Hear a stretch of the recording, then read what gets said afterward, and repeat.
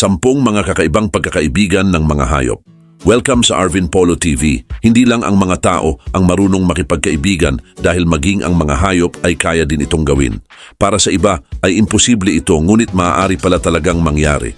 At ganyan nga ang nangyari sa ilang mga hayop na nagkaroon ng matibay na pagkakaibigan sa kabila ng kanilang pagkakaiba.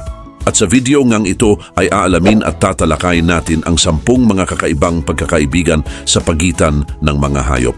Kaya naman, simulan na natin. Number 1. Owen and Mzee. Si Owen at Mzee ay isang magandang halimbawa ng kakaibang pagkakaibigan sa mundo ng mga hayop. Ang kanilang kwento ay nagsimula noong December 26, 2004, nang isang malakas na tsunami ang tumama sa Indian Ocean na nagdulot ng malaking pinsala at pagkawala ng maraming buhay kasama na ang mga hayop. Si Owen, na isang batang hippopotamus, ay natangay ng malakas na alon at naiwang mag-isa matapos mawala ang kanyang pamilya. At nang matagpuan si Owen, siya ay nasa mahirap na kalagayan. Siya ay may timbang na halos 600 pounds at nangangailangan ng tulong. Ang mga residente ay nagtulungan upang mailigtas siya at dinala siya sa Haller Park, na isang sanctuary sa Mombasa, Kenya. Doon ay nakilala ni Owen si Mzee, na isang 130 years old na Aldabra giant tortoise. Hindi inaasahan ng mga tagapangalaga sa Haller Park na magkakaroon ng espesyal na ugnayan ng dalawa. Ngunit mabilis na nagkaroon ng pagkakaibigan si Owen at Mzee. Bagamat si Owen ay isang hippopotamus, ay tila kinilala si Mzee bilang isang magulang o tagapangalaga. Nakakatuwa ang kanilang pagkakaibigan dahil ipinapakita nito na posible ang pagkakaibigan sa pagitan ng dalawang hayop na sobrang magkaiba. Madalas makita ang dalawa na magkasama, naglalakad sa paligid ng park, naglalaro at natutulog ng magkatabi. At si Mzee naman, kahit na isang pagong na matanda na, ay tila inalagaan at inaruga si Owen na parang tunay na anak. Gayon din, ang kwento ng pagkakaibigan ni na Owen at Mzee ay naging simbolo ng pag-asa at muling pagbangon mula sa trahedya. Ito ay naging paksa ng maraming articles, documentaries at libro, kabilang na ang Owen and Mzee, The True Story of a Remarkable Friendship, na isinulat nina Isabella Hatkoff, Craig Hatkoff at Dr. Paula Kahumbu. Ang librong ito ay nagbibigay ng mas malalim na pag-unawa sa kanilang relasyon at sa mga aral na maaaring matutunan mula dito. Sa kabila ng kanilang pagkakaiba sa laki-anyo at natural na ugali, ang pagkakaibigan ni na Owen at Mzee ay nagpapaalala sa atin ng halaga ng pagkakaintindihan at pagmamahal sa isa't isa. Number 2. Coco and Allball. Si Coco, na isang babaeng gorilla, ay sumikat dahil sa kanyang kakayahang gumamit ng American Sign Language o ASL. Ipinanganak siya noong July 4, 1971 sa San Francisco Zoo. Sa pangangalaga ni Dr. Francine Penny Patterson, ay natutunan ni Coco ang humigit kumulang 1,000 signs sa ASL at nakakaunawa ng higit sa 2,000 English words. Bukod sa kanyang talino, si Coco ay nagkaroon din ng espesyal na koneksyon sa isang kuting na nagngangalang Allball. At noong 1984 ay ipinahayag ni Coco ang kanyang kagustuhan na magkaroon ng alagang pusa. Binigyan siya ng pagkakataon na pumili mula sa isang grupo ng mga kuting at pinili niya ang isang maliit na kulay brown na pusa na walang buntot. Pinangalanan niya itong Allball dahil sa itsura nito na parang maliit na bola. At mula noon ay naging close ang dalawa. Ipinakita ni Coco ang kanyang pagmamahal kay Allball sa pamamagitan ng pagyakap at pag-aalaga dito. Samantala, si Allball ay hindi lang alaga kundi isang tunay na kaibigan para kay Coco. Ginagamit ni Coco ang ASL para ipakita ang kanyang pagmamahal kay Allball na tinatawag niyang baby o love. Inaalagaan ni Coco si Allball na parang ina sa kanyang anak. Ang kanilang relasyon ay nagpapakita na ang mga hayop ay may kakayahang magkaroon ng malalim na emotional connection.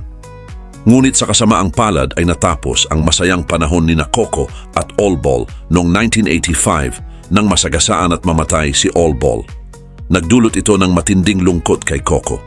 Nang marinig ni Coco ang balita, ay ipinakita niya ang kanyang kalungkutan sa pamamagitan ng ASL na nagsasabing bad, sad, bad at malinaw na nagdadalamhati. Ang reaksyon ni Coco ay nagpapatunay na ang mga hayop ay may kakayahang makaramdam ng matinding pighati at pagkawala. Ang kwento ni na Coco at Allball ay isang mahalagang paalala na ang mga hayop ay kaya ding magmahal at magdalamhati tulad ng mga tao. Nagbigay ito ng inspirasyon sa marami at nagpakita ng kahalagahan ng pag-aalaga at pag-unawa sa damdamin ng mga hayop. Pagkatapos ng pagkamatay ni Olbol ay nagkaroon pa si Coco ng ibang mga alagang pusa, pero ang kanyang relasyon kay Olbol ay nanatiling natatangi. Number 3, Teeny and Sniffer. Si Teeny na isang German Shepherd at si Sniffer naman na isang Wild Fox ay nagkaroon ng isang pambihirang pagkakaibigan na umantig sa maraming tao. Nagsimula ang kanilang kwento sa kagubatan ng Norway. Si Teeny ay alaga ni Torgeir Berge na isang photographer. Isang araw habang naglalakad sila sa kagubatan ay nakilala nila si Sniffer na isang batang fox na tila kaakit-akit at kakaiba. Noong una ay nag-ingat si Sniffer dahil natural na iniiwasan ng mga wild fox ang mga tao at ibang hayop. Pero habang tumatagal ay naging magkaibigan sila ni Teeny.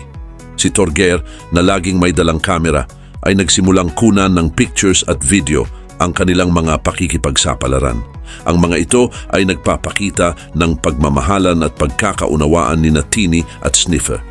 Sa bawat picture ay makikita ang espesyal na relasyon ni Teeny at Sniffer na naglalaro, naghahabulan at tila nag-uusap. Ang kanilang pagkakaibigan ay patunay na kahit magkaiba ang mga hayop ay maaari silang magpakita ng tunay na pagkakaibigan. Sa kanilang paglalaro sa kagubatan ay tila nawawala ang mga hadlang sa pagitan ng isang alagang aso at isang wild fox. Samantala, si Torgeir na saksi sa kanilang pagkakaibigan ay nagbigay ng inspirasyon sa maraming tao na pag-isipan muli ang kanilang relasyon sa kalikasan at mga hayop. Ayon kay Torgeir, ang pag-o-observe sa pagkakaibigan ni Teeny at Sniffer ay paalala na ang mga hayop, tulad ng tao, ay may kakayahan ding magpakita ng pagmamahal at pagkakaibigan. Ang kwento ni Teeny at Sniffer ay hindi lang simpleng kwento ng pagkakaibigan. Nagbigay daan ito sa mas malalim na pag-uusap tungkol sa pangangalaga ng kalikasan at mga hayop.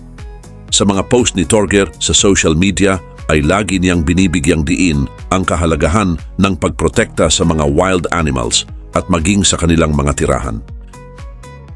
Number 4. Surya and Roscoe. Si Surya at Roscoe ay isang kakaibang magkaibigan na sumikat dahil sa kanilang hindi pangkaraniwang samahan.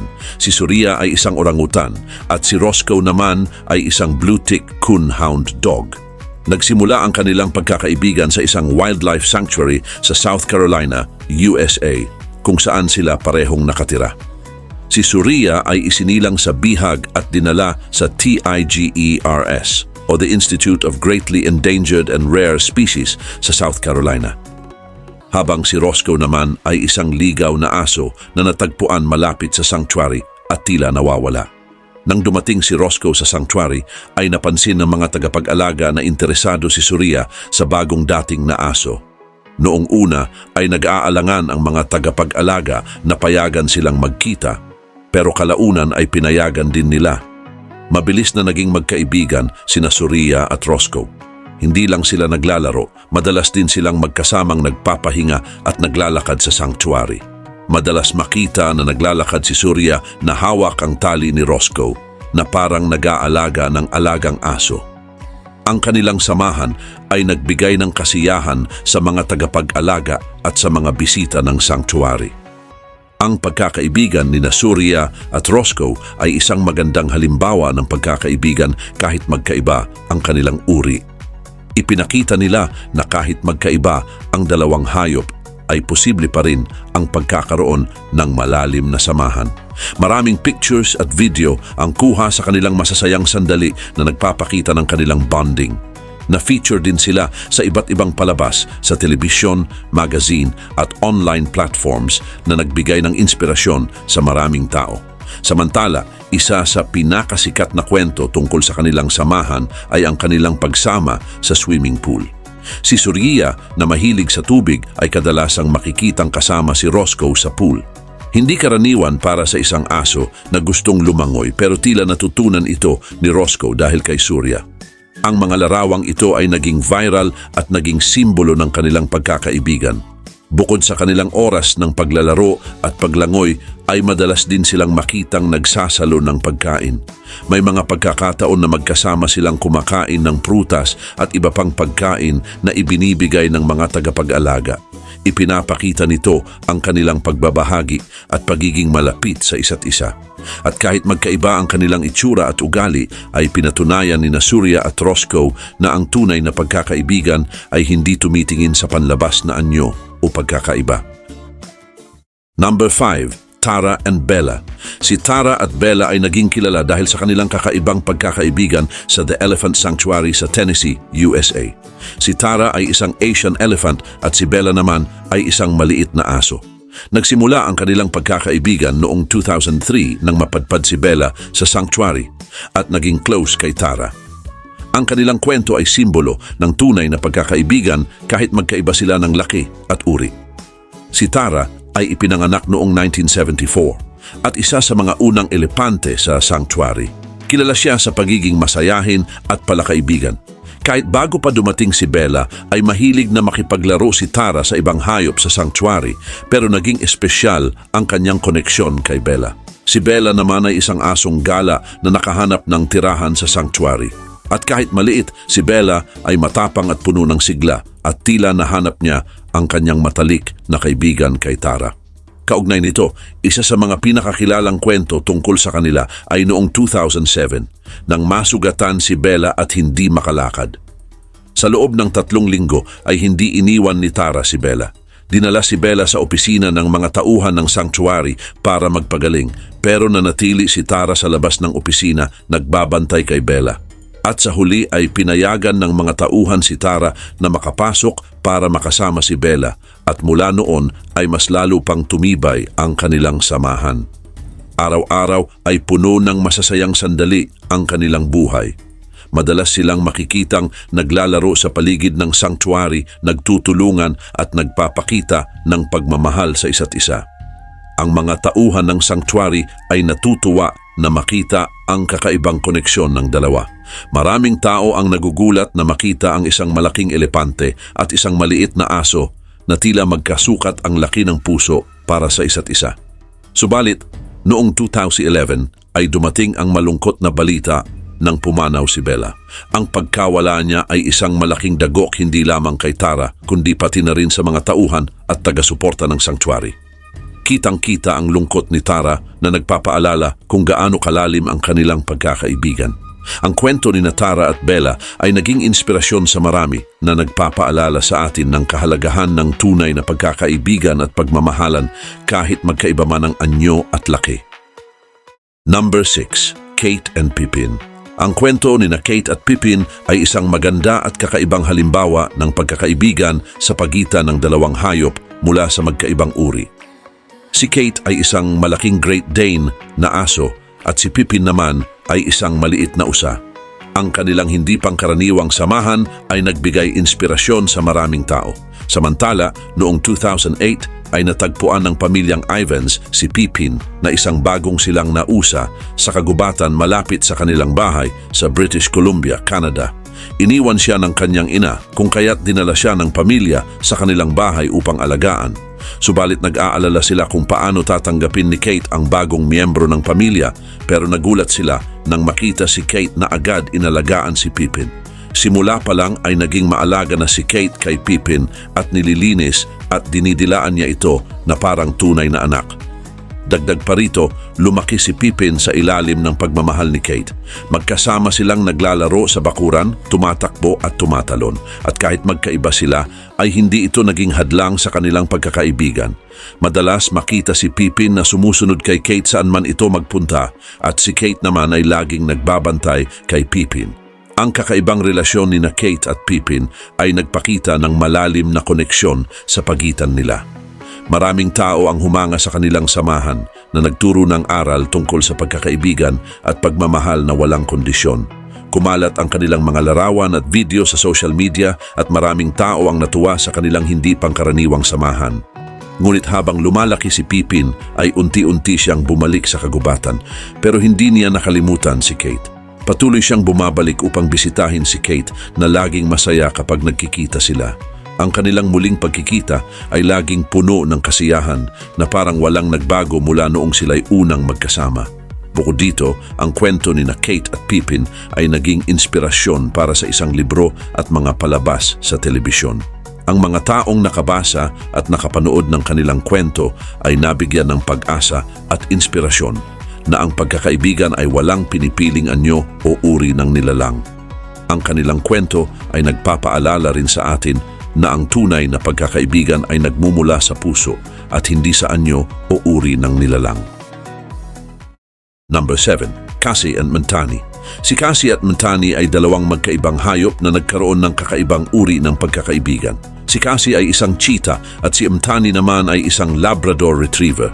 Naging magkaibigan sila sa pamamagitan ng isang programa sa Jacksonville Zoo and Gardens sa Florida. Nagsimula ang kanilang pagkakaibigan noong 2011, noong si Cassie ay isang kuting at si Mantani ay isang tuta pa lamang. Ang pangalan ni Mantani ay nangangahulugang kaibigan sa Swahili, na tamang-tama para sa kanilang samahan. Samantala, ang layunin ng programa sa zoo ay upang tulungan si Cassie na maging mas masaya sa pamamagitan ng pagkakaroon ng kaibigang aso. Ang mga cheetah sa zoo ay minsan nagiging malungkot kung walang kasama, kung kaya't binigyan nila si Cassie ng isang kaibigan. Pinili si Mantani dahil sa kanyang kalmadong ugali at kakayahang makibagay. Mabilis din silang nagkasundo at naging malapit sa isa't isa. Noong simula ay puno ng saya at paglalaro ang kanilang araw-araw na buhay.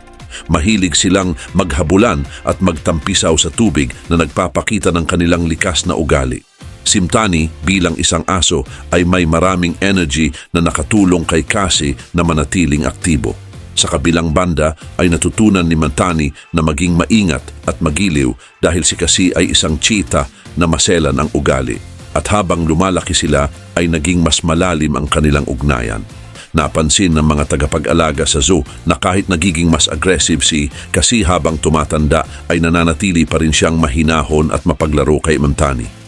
Ang kanilang bonding time ay mahalaga sa kanilang araw at ito ay nakatulong kay Cassie na maging malusog at masaya.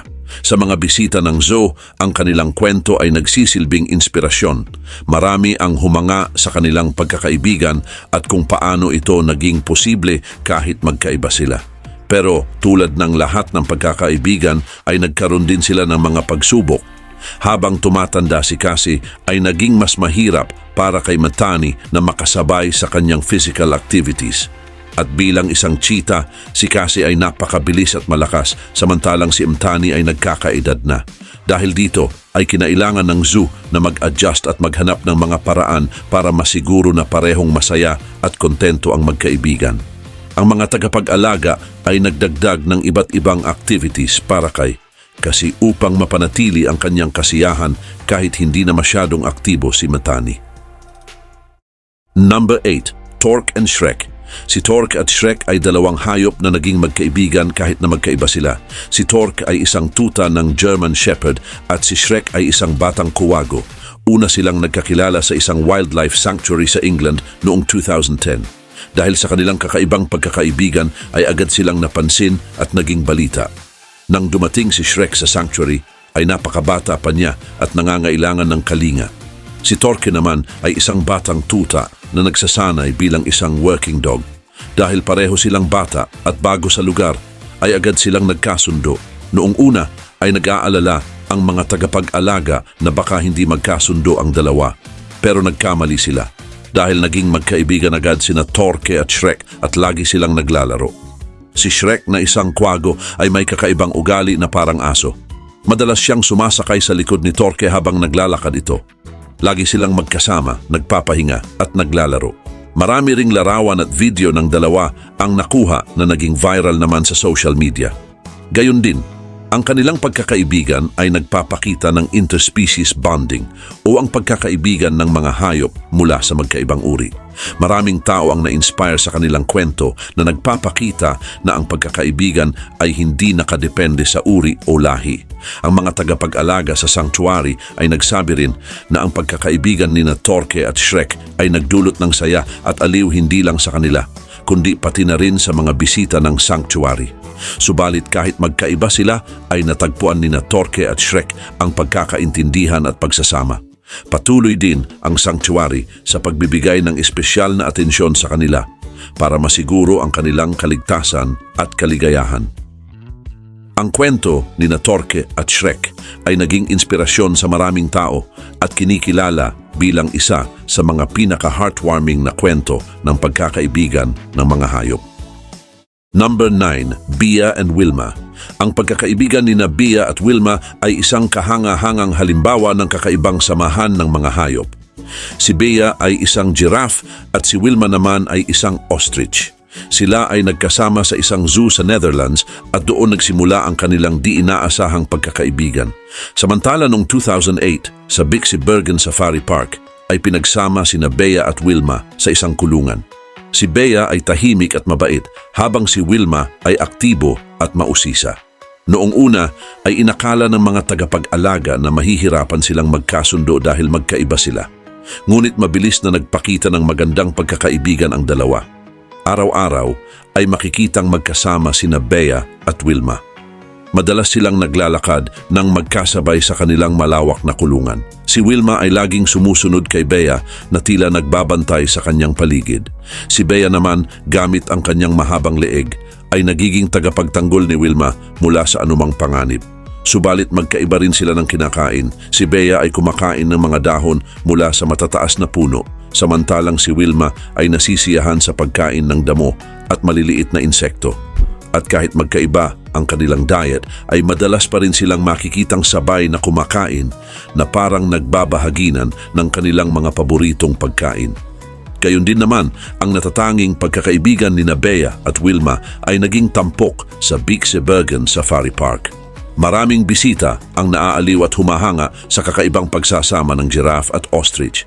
Ang kanilang kwento ay kumalat din sa social media na nagdala ng mas maraming bisita sa Safari Park. Ang mga tagapag-alaga ni Bea at Wilma ay labis na natutuwa sa kanilang pag-uugali dahil nagbibigay ito ng inspirasyon at saya hindi lamang sa mga bisita kundi pati na rin sa mga staff ng zoo. Bukod dito ay may mga pagkakataon din na makikita si Wilma na sumisilong sa ilalim ng katawan ni Bea tuwing mainit ang panahon. Ang malawak na anino ni Bea ay nagbibigay ng proteksyon kay Wilma mula sa matinding init. Sa kabilang banda, si Bea naman ay tila nagiging mas alerto at maingat kapag kasama si Wilma na parang nagiging bantay ng kanyang kaibigan. Number 10, Fred and Dennis. Si Fred at Dennis ay dalawang hayop na may kakaibang pagkakaibigan. Si Fred ay isang mabait na Labrador Retriever, habang si Dennis naman ay isang maliit na pato ngunit masayahin. Nagsimula ang kanilang pagkakaibigan sa isang hindi inaasahang pagkakataon na nagpakita na ang tunay na pagkakaibigan ay hindi batay sa laki, anyo o uri. Kaugnay nito, si Fred ay kilala sa kanyang maamong ugali. Siya ay paborito ng lahat dahil sa kanyang pagiging magiliw. Samantala, si Dennis naman ay puno ng energy at laging nagpapasaya sa paligid. Sa unang pagkikita nila ay parang pangkaraniwang araw lang iyon, pero may espesyal na koneksyon sila kahit magkaiba. Gayon din ay mabilis na naging magkaibigan sina Fred at Dennis. Lagi silang magkasama sa iba't ibang gawain. Si Fred, na may mabuting puso, ay naging tagapangalaga ni Dennis. Makikita rin sila na naglalaro sa damuhan at si Dennis ay laging sumusunod kay Fred at minsan pa nga ay nakasakay siya sa likod ni Fred. Hindi rin alintana ni Fred ang maliit na kaibigan at tila natutuwa pa siya sa presensya nito. Ang kanilang pagkakaibigan ay naging inspirasyon sa maraming tao. Ipinakita ni Fred at Dennis na ang tunay na pagkakaibigan ay hindi batay sa uri o anyo. Ang kanilang pagiging malapit ay isang magandang halimbawa ng pagmamahalan at pag-aaruga sa isa't isa. Sa tuwing magkasama ang dalawa, ay makikita sa kanila ang matapat na koneksyon. Maraming tao ang namangha at napaisip na kung kaya ng isang aso at isang pato na maging magkaibigan, bakit hindi rin kaya ng tao? Bukod sa kanilang pagiging magkaibigan, si Fred ay nagsisilbing tagapagbantay rin ni Dennis. Sa tuwing may panganib, ay agad na nagiging alerto si Fred at pinoprotektahan si Dennis. Ang ganitong klaseng pagkakaibigan ay bihira at nagiging inspirasyon sa marami. Ipinapakita nito na kahit magkakaiba tayo, ang pagmamahal at pag-aaruga ay pwedeng magdulot ng isang matibay na koneksyon. Maliban dito, ang relasyon ni na Fred at Dennis ay hindi lang simpleng pagkakaibigan ng isang aso at pato. Ito rin ay simbolo ng pagkakaisa at pagkakaunawaan sa kabila ng pagkakaiba.